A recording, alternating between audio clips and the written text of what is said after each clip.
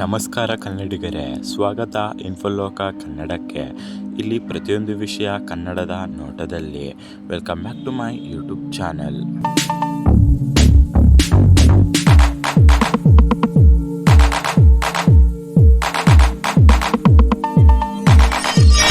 ನಾವಿವತ್ತು ಮಾತನಾಡಕ್ಕೆ ಹೋಗುತ್ತಿರುವುದು ಬ್ರೈನ್ ಬಗ್ಗೆ.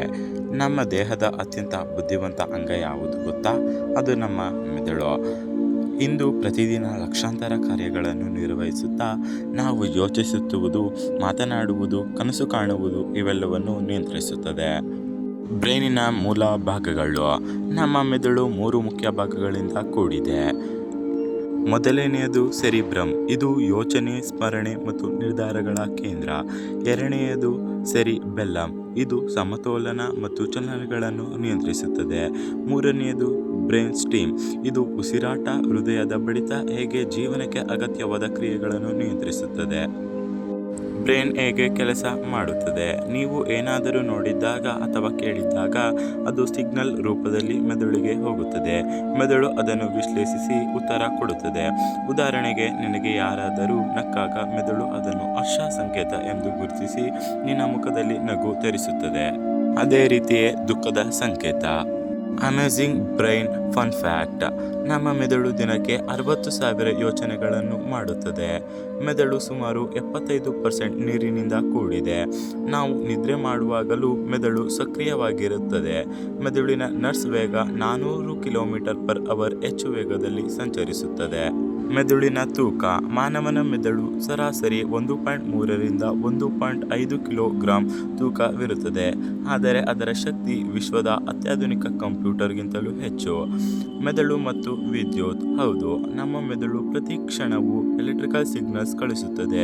ಈ ವಿದ್ಯುತ್ ಸಂಚಲನದ ಒಟ್ಟು ಶಕ್ತಿ ಒಂದು ಸಣ್ಣ ಬಲ್ಬ್ ಹಚ್ಚುವಷ್ಟು ಇರುತ್ತದೆ. ಮೆದುಳಿನಲ್ಲಿ ಮುಖ್ಯವಾದ ಪಾತ್ರ ವಹಿಸುವುದು ನ್ಯೂರಾನ್ಗಳು. ನಮ್ಮ ಮೆದುಳಿನಲ್ಲಿ ಸುಮಾರು 86 ಬಿಲಿಯನ್ ನ್ಯೂರಾನ್ಗಳು ಇರುತ್ತವೆ. ಪ್ರತಿ ನ್ಯೂರಾನ್ ಇನ್ನೂ ಸಾವಿರಾರು ನ್ಯೂರಾನ್ಗಳ ಜೊತೆ ಸಂಪರ್ಕ ಹೊಂದುತ್ತದೆ. ಇದು ಒಂದು ಸಂಪರ್ಕದ ಅರಣ್ಯ ಆಗಿದೆ. ಮೆದುಳಿನ ವೇಗ. ನ್ಯೂರಾನ್ಗಳ ಮಧ್ಯೆ ಮಾಹಿತಿ ಸಂಚಲನ ವೇಗ ಸುಮಾರು 400 km/h. ಅಂದರೆ ನೀನು ಯಾವುದಾದರೂ ನೋಡಿದಾಗ ಅಥವಾ ಕೇಳಿದಾಗ ಪ್ರತಿಕ್ರಿಯೆ ತಕ್ಷಣ ಬರುತ್ತದೆ. ಮೆದುಳಿನ ಕೆಲಸದ ಪ್ರಮಾಣ. ನೀನು ವಿಶ್ರಾಂತಿ ತೆಗೆದುಕೊಳ್ಳುತ್ತಿದ್ದರೂ ಮೆದುಳು ಎಂದಿಗೂ ನಿಲ್ಲುವುದಿಲ್ಲ. ಅದು ನಿದ್ರೆ ಸಮಯದಲ್ಲೂ ನೆನಪುಗಳನ್ನು ಸೇವ್ ಮಾಡುತ್ತದೆ ಮತ್ತು ಮಾಹಿತಿ ಜೋಡಣೆ ಮಾಡುತ್ತದೆ. ಮೆದುಳಿನಲ್ಲಿ ಬಲಭಾಗ ಹಾಗೂ ಎಡಭಾಗ ಇರುತ್ತದೆ. ಹೌದು, ಎಡಭಾಗದಲ್ಲಿ ಲಾಜಿಕ್, ಗಣಿತ, ಭಾಷೆ, ವಿಶ್ಲೇಷಣೆಯನ್ನು ರೂಪಿಸುತ್ತದೆ. ಬಲಭಾಗ ಕಲೆ, ಸಂಗೀತ, ಕಲ್ಪನೆ ಮತ್ತು ಭಾವನೆಯನ್ನು ನೀಡುತ್ತದೆ. 2 ಭಾಗಗಳು ಸೇರಿ ನಿನ್ನ ವೈಯಕ್ತಿಕತೆ ನಿರ್ಮಿಸುತ್ತವೆ. ಬ್ರೈನ್ ಶಕ್ತಿ ಬಳಕೆ. ಮೆದುಳು ದೇಹದ ಒಟ್ಟು ಶಕ್ತಿಯ ಸುಮಾರು 20% ಬಳಕೆ ಮಾಡುತ್ತದೆ.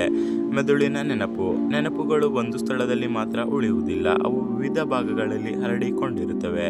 ಆದ್ದರಿಂದ ಕೆಲವೊಮ್ಮೆ ನಾವು ಹೆಸರು ನೆನಪಿಗೆ ಬಾರದೆ ಮುಖ ಮಾತ್ರ ನೆನಪಿಗಾಗುತ್ತದೆ.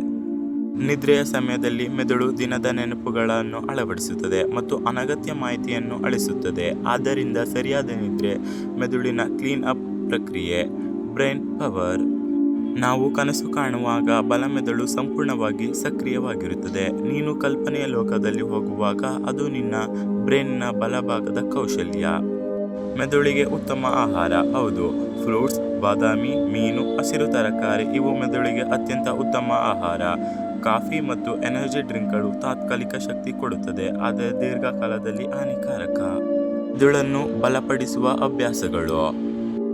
ಮೆಡಿಟೇಷನ್. ಹೌದು, ಮೆಡಿಟೇಷನ್ ಮಾಡುವುದರಿಂದ ಒತ್ತಡ ಕಡಿಮೆಯಾಗುತ್ತದೆ. ಓದುವುದು ಹೊಸ ನ್ಯೂರಲ್ ಸಂಪರ್ಕಗಳನ್ನು ನಿರ್ಮಿಸುತ್ತದೆ. ಹೊಸ ವಿಷಯ ಕಲಿಯುವುದು ಮೆದುಳಿನ ಚುರುಕು ಹೆಚ್ಚಿಸುತ್ತದೆ. ಮತ್ತು ನಗುವುದು ಮೆದುಳಿಗೆ ಹ್ಯಾಪಿನೆಸ್ ಹಾರ್ಮೋನ್ ಕೊಡುತ್ತದೆ. ಮೆದುಳು ವಿಶ್ವದ ಅತ್ಯಂತ ಶಕ್ತಿಶಾಲಿ ಕಂಪ್ಯೂಟರ್, ಆದರೆ ಅದನ್ನು ಸರಿಯಾಗಿ ಬಳಸುವುದು ನಮ್ಮ ಕೈಯಲ್ಲಿದೆ. ಇಂತಹ ಅಚ್ಚರಿ ವಿಷಯಗಳಿಗಾಗಿ ಇನ್ಫೋಲೋಕ ಕನ್ನಡ ಚಾನಲನ್ನು ಸಬ್ಸ್ಕ್ರೈಬ್ ಮಾಡಿ. ಇದು ನಿಮ್ಮ ಪ್ರೀತಿಯ ಇನ್ಫೋಲೋಕ ಕನ್ನಡ. ಕನ್ನಡದಲ್ಲಿ ಮಾಹಿತಿ ಲೋಕ. ನಿಮ್ಮ ಬೆಂಬಲವೇ ನಮ್ಮ ಶಕ್ತಿ. ಮುಂದಿನ ಮಾಹಿತಿಗಾಗಿ ಚಾನಲನ್ನು ಸಬ್ಸ್ಕ್ರೈಬ್ ಮಾಡಿಕೊಳ್ಳಿ. ಧನ್ಯವಾದಗಳು.